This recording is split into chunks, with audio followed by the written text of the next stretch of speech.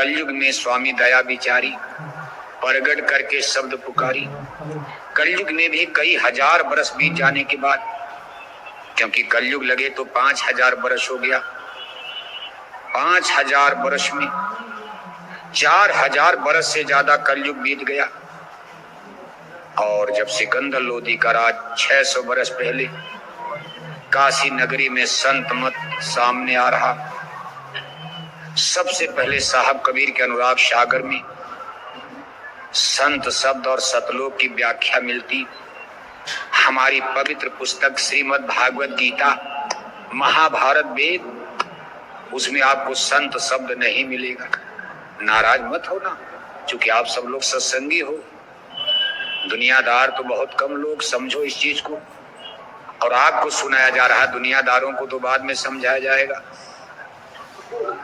गीता में, वेदों में, शास्त्र में, पुराण में, जितने स्पिरिचुअल लिटरेचर्स हैं, कहीं आपको संत शब्द नहीं मिलेगा, सतलोक नहीं मिलेगा।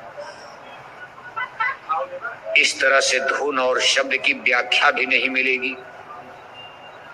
लेकिन साहब कबीर के अनुराग सागर में सबसे पहले ये चीजें सामने आई। जिस समय ये चीज काशी नगरी में प्रकट हुई, उन्होंने इसको गाया और डंका बजा करके इसका एनालिसिस किया, एक्सप्लेन किया। तो काशी नगरी तो कर्मकांड का गढ़ है। बड़े बड़े पंडित, पुरोहित, विद्वान, हाहाकार मच गया कि भाई ये क्या आप कह रहे हो, ये तो सब स्वर्ग वैकुंठ, ये सब नीचे चीज छूट गई, ईश्वर ब्रह्म, और आप सतलोक की बात, सतलोक क्या, संत क्या है? बड़े बड़े प्रश्न होते। जीव बेचारे कुछ जान नहीं रहे थे, अब तक सब भूल चुके थे, किसी को कुछ पता ही नहीं था हम कौन, स्वर्ग वैकुंठ। बस जनता केवल इतने जानती थी, स्वर्ग और वैकुंठ।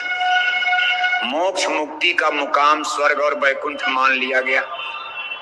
और आज तक भी भारत की जनता इसी को मान करके अपना अंतिम स्थान, मुकाम, कि स्वर्ग और वैकुंठ में ही मुक्ति हो जाती, जन्म मरण छूट जाता। और एक परंपरा बन गई, कोई किसी के घर में कोई मरता, लोग जब उसको जला देते हैं, फूंक देते, घर में आकर दशवां मनाते, और जब 13 दिन में ब्रह्म होते रहे हिंदू लोग मनाते। पूरे गांव जवार में रिश्तेदारों को एक नोटिस, सूचना कागज पर लिखकर भेज दी जाती कि हमारे पूजनीय दादाजी का स्वर्गवास हो गया। क्या हो गया? स्वर्गवास। आओ लड्डू पूड़ी खा के खुशी मनाओ, तो मुक्ति मिल जाएगी। हम खान खान, मिठाई मिठाई मिठाई मिठाई, चीनी चीनी करें तो क्या हमारा मुंह मीठा हो जाएगा? कहा पंडित बात बदनते झूठा, राम कहे दुनिया गति पावे, खान कहे मुख मीठा। अब ये सब बात देखो काशी में ब्राह्मणों के विरोध में जा रही है। फिर आगे उन्होंने हिंदुओं के लिए कह दिया कि ये हिंदू हिंदू अपनी करे बड़ाई, गागर छुए न दे, बेश्या के पावन तय सोवे। ये देखो हिंदू आई, अरे इन दोनों राह न पाई। कहा ये हिंदू आदमी से घृणा करते हैं। जानवर में खराब कुत्ता होता, कुत्ता दिन भर टट्टी खाता, ये देखते हैं कि कुत्ता टट्टी खाकर इनकी थाली को, इनके लोटा को, गागर को चाट रहा है, फिर भी हिंदू लोग उस थाली को धोकर भोजन करते। और एक इंसान और मनुष्य होकर इनकी थाली को छू दिया, गागर छू गई, ये हिंदू लोग उस गागर को फोड़ देते हैं। ये इतना कर्मकांड, अंधविश्वास, ये कितने अज्ञानी हैं। कुत्ता टट्टी खा के थाली चाट लिया, भोजन करेंगे, और आदमी होकर थाली छू दिया तो थाली फेंक देंगे, घड़ा फोड़ देंगे। कहा हिंदू अपनी करे बड़ाई, गागर छुए न दे, बेश्या के पावन तय सोवा। ये देखो हिंदू आई, इन दोनों राह न पाई। दोनों माने हिंदू मुसलमान। इन दो लोगों का भारत में दबदबा आज भी है। हिंदू मुसलमान धर्म तो बहुत है, लेकिन दो लोग भारत में, काशी में, बनारस में प्रचुर मात्रा में, हिंदू और मुसलमान, दो जना। मुसलमानों के लिए तो और खुलासा कर दिया, कहा कांकड़ पाथर जोड़ के मस्जिद लई बनाई, और ताचड़ मुल्ला बांग देखा बहरा हुआ खुदाई। कहे कांकड़ पत्थर की मस्जिद बनाकर चिल्ला रहे अल्लाह अकबर। क्या तेरा खुदा बहरा हो गया है? चींटी के पग नूपुर बांधे, सो भी साहब सुनता है। चींटी के पैरों में घंटी बांध दी जाए, घुघरू नहीं बांधा जा सकता।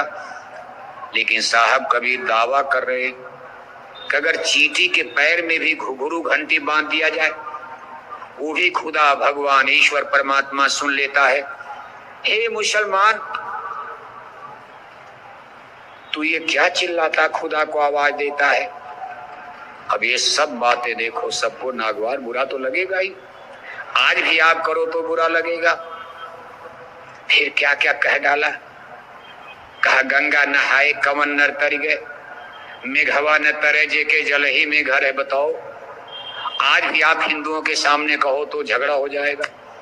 उस समय साहब कबीर कह रहे हैं 600 बरस पहले, कितना कर्मकांड, कितना आडंबर, कितना पाखंड, कितना जटिलता थी समाज में।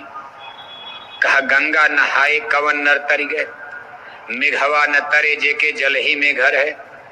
कंठी के बांधे कवन नर तर गए, बैला न तरे जे के गला बीचे हर है। शंख बजाए कवन नर तर गए, गधा न तरे जे के शंख गर है।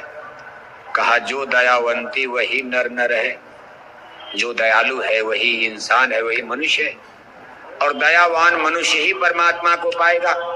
हिंसा हत्या करने वाला, पशु पक्षी मारने वाला कभी परमात्मा को नहीं पा सकता, भजन नहीं कर पाएगा, अपनी आत्मा का विकास नहीं कर पाएगा। ये मामूली शब्द नहीं था, जनता को चुभा। और जब सिकंदर लोदी काशी पहुंचे तो दोनों दिनों के पंडित पुरोहित, धर्म गुरु लोग, हिंदुओं के पंडित पुरोहित, मुसलमानों के मुल्ला मौलवी सिकंदर लोदी के दरबार में हाजिर होते। पहले हिंदुओं ने कहा महाराज, एक मुसलमान जाति में फकीर हैं, हम कहते हम बड़े महात्मा और हमारे राम का, हमारे धर्म की खिलाफत कर रहे। सिकंदर लोदी ने इस चीज को नहीं गौर से लिया, क्योंकि मुसलमान थे, हिंदुओं का विरोध हो रहा। सिकंदर लोदी मुसलमान बादशाह थे, बहुत ध्यान नहीं दिया। कहा ठीक है, देख लेंगे, शिकायत आप फाइल में रख दो, हमारे टेबल पर अपनी शिकायत की फाइल रख दो, हम इस पर देख लेंगे, मुकदमा चला देंगे। लेकिन जब मुल्ला मौलवियों ने कहा कि हुजूर, वो हमारे खुदा की शान में भी बकवास करता, वो बोलते हैं कि कंकड़ पत्थर जोड़ के मस्जिद नहीं बनाए। कहा मुसलमान के पीर औलिया मुर्गी मुर्गा खाई, ये सब लिख दिया साहब कबीर ने। कोई डरते संत डरते नहीं है। आज उस चीज को देखो, दुनिया स्वीकार कर रही, लेकिन उस जमाने में तलवार से खेलना, आग से खेलना था। मुसलमानों का राज है, राजा ही बादशाह है, तलवार से फैसला होता था। सिकंदर लोदी की क्रूरता को दुनिया जानती थी, कितने क्रूर बादशाह सिकंदर लोदी। अलाउद्दीन खिलजी हुए, सिकंदर लोदी हुए, औरंगजेब हुए। इनका इतिहास पढ़ो, रोंगटे खड़े हो जाते। सिकंदर लोदी ने जब ये सुना कि दीन ईमान इस्लाम का भी मुसलमान होकर खिलाफत करते, अरे कहा इसको तो हम मौत की सजा देंगे। अब देखो उनको बुरा लग गया। कहा मुसलमान होकर मुसलमान धर्म का, इस्लाम धर्म की शिकायत। कहा पकड़ कर इसको ले चलो, बंदी बनाओ, हथकड़ी बेड़ी बांध करके मतवाले हाथी के सामने। कहा हाथी कुचल करके मार देगा।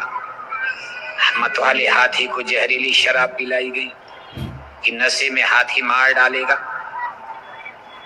जनता देख रही है तमाशा, और मतवाला हाथी आकर साहब कबीर के सामने बैठ जाता और अपने सूंड से उनकी तालू को चाटने लगता है। सब कबीर पंथ में लोग गाते बजाते रहते, लेकिन लोग ध्यान नहीं देते कि उसका मतलब कितना बड़ा रिवॉल्यूशन था। संतों महापुरुषों ने इस चीज को जनता को समझाने में अपना किस तरह से खून पसीना बहाया, सेक्रीफाइस और त्याग किया।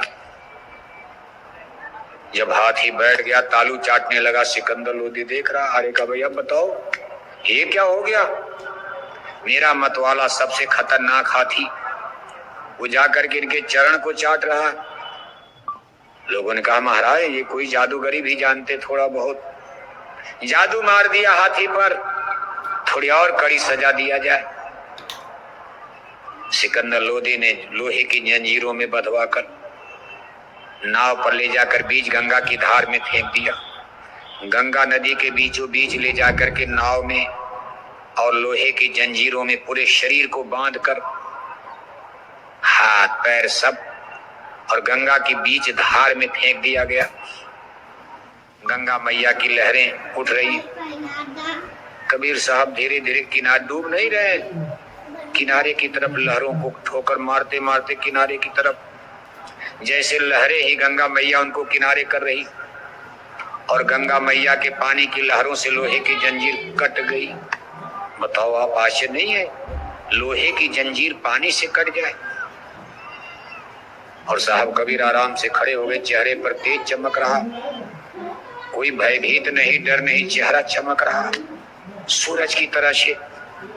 सिकंदर लोदी ने कहा, भाई अब बता रहे का महाराज ये भी जादू है, कुछ और बड़ी सजा दीजिए जहां इनकी जादूगरी खत्म हो जाए। सिकंदर लोदी ने तमाम कुंतल की कुंतल लकड़ी मंगाई गई, ऊपर लकड़ी नीचे लकड़ी, बीच में उनको बांध करके लकड़ी में डालकर ऊपर से लकड़ी कई कुंतल और ज्वलनशील पदार्थ तेल ये सब डालकर आग लगा दी गई। धो धो आग जल गई। इतिहास साक्षी है कि साहब कबीर फिर भी जिंदा बच गए थे। ऐसा कबीर पंथ में तमाम की उदंतियां बहुत कुछ है। अब कुछ तो लोग बढ़ा चढ़ा कर भी कह देते हैं, अपने गुरु की शान में मान में आदमी कुछ बढ़ाता भी है।